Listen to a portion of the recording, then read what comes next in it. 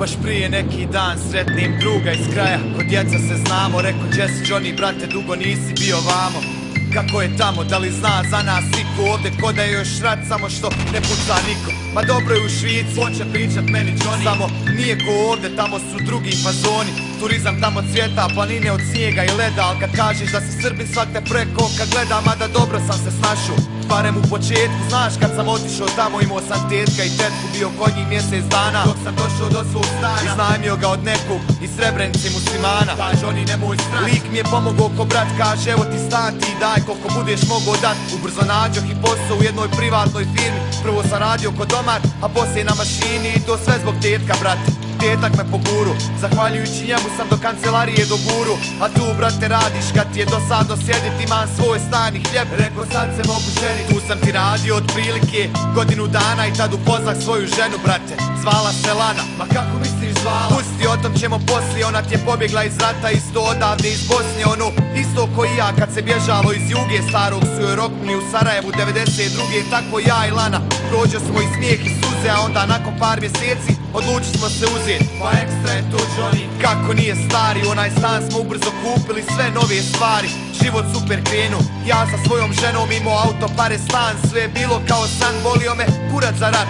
Za balije i čete kad sam dobio dijete u julu 95. da je samo vidiš brati. Čerkica ko princeza, Lana joj dade ime Ana, tako joj se zvala mama. I kad se rodila mala i tad sve je bilo super, reko ajmo kupit kuću ili kao neki dupleks, znaš otmini kvartonu, kuća nas prat, al brate nisam mogao znat da će tada sve stat.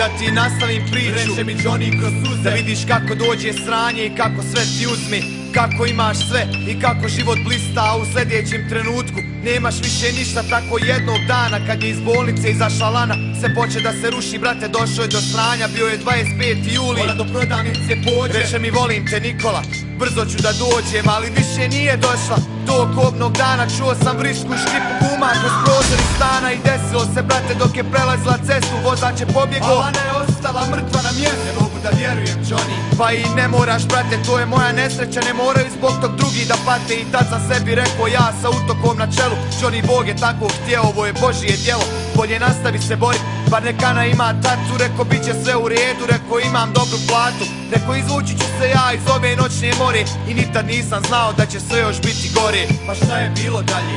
Slušaj me sad brate, od tad proklinjem sebe i što me rodila mater i rat i Švicu i kome tamo poslao. Prvo sam izgubio ženu, a malo zatim i posao. Daj Johnny nemoj strat, pa kako to brate? Neko je direktoru firme poslao dojavu da kradem, odmah mi on otkaz dao, a ja nisam krao, nisam brate pare prao, nit sam išta o tom znao, al se nisam mogao vratit ni platu naplatit. Lik je sredio sve da ne mogu nigdje više radit brate, jebote. Htio sam sam sebe ranit, kako kiriju platit, kako ću dijete nahranit, a onda jedno veće nakon ovog sranja sretnem opet onog istog Harisa muslimana. Znam sve Johnny brate, znam da nemaš pare, ali imam za tebe posao, poče pričat meni Hareka je, treba da se preveze robe oko tona. E tu si ti Johnny care, vozač kamiona, reko kakva je to roba? Sve je brate čisto, reče Hare nemoj brinut. I ja sam odmah listo, al budala sam bio i priznat nisam smio, al sam i to tek znao kad sam u Muriju pao. Kad me zaustavila patrolu, kad je pronašla koku u kamionu koji vozim brate, bio sam u šoku. Ali ne možeš se opravdat, sve je bilo protiv mene i ne možeš se vratit kad sve nizbrdo krene. Samo ovaj put brate nije Božjom voljom, onaj Balija Scott, vidiš on je bio trot. Ja sam sve ovo saznao kad sam bio u dvorci, kad je poginula Lana brate, on je isto vozio, on je pismo poslao. Kad sam izgubio posao, to mi je lično on ispričao kad mi je u podsjetu došao. Jebote, nikako nisam mogao da vjerujem, reko garant se on šali ili možda dobro ne čujem, al čuo sam dobro. Reko zašto Hare brate, kaže ovo je zbog Srebrenice, jebem ti mate, meni su dole ubozni, tvoji Srbi sve pobili, a ti Lana ste u isti dan kćer dobili. Reko Hare mi smo isti, kaže nismo mi isti, saš malo da vidiš kako Balija etnički čisti. Kako se Balija sveti, kako Balija ubija, gdje je Srbima mjesto i gdje je vaša Srbija. Svi ste vi kamadi, svako od vas je bjedan, i ako ne mogu svi, onda nek tu nije makar jedan. 6 godina brate, Dugih 6 godina nisam vidio kćer, nit me posjetila rodbina, al zato čim sam izašao odmah vratih se vamo sa mržnjom u srcu i sa malom manom. I eto ti brate, to je kraj priče, od tad ja mrzim balije i sve što se njih tiče. Oni su obična gamad i mi nismo isti, tako uči malu brate, tako i ja mislim. A jebi ga Johnny, ovdje svako misli tako. Ama znam brate i meni zbog tog nije drago, ali ja nisam ubio, ja nisam bio kriv, ja sam samo bio čovjek koji tražio je mir.